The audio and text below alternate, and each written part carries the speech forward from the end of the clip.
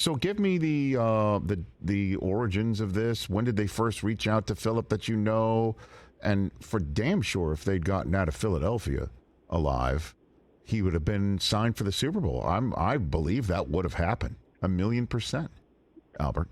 Yeah, and I don't know if you saw what Jimmy said to our mutual friend Mike Silver. Did you see that? Go for it.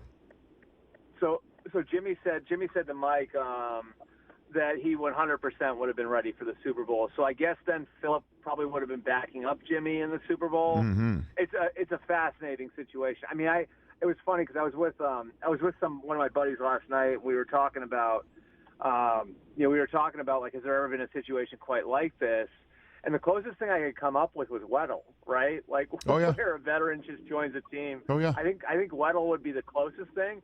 And Weddle wasn't just the Super. I mean, Weddle was the whole playoffs, you know. So there was at least some build up to that. And I mean, Philip obviously, as you know, is as football smart as they come. But the idea that a guy would just join a team like a couple of weeks before the Super Bowl is really wild to think about. Now, how could Jimmy have been ready for the Super Bowl if he wasn't even ready for his own press conference in Las Vegas due to the foot? Albert, well, and I know surgery happened, but come on. I mean, really? He would have been ready for playing the Super Bowl. So that was the whole idea, though, Rich. Like, that was the thing. Like, so when they made the decision not to do the surgery in December, my understanding of it was, like, we want to keep the most doors open, right? Mm-hmm. And so there were really two reasons why they put off. They said, we're not doing the surgery now. And there was a chance he wasn't going to need the surgery at all, but they all knew it was a possibility. Right. The first thing was to leave open that possibility that he could come back and potentially play in a conference title game or a Super Bowl. So that was part of it.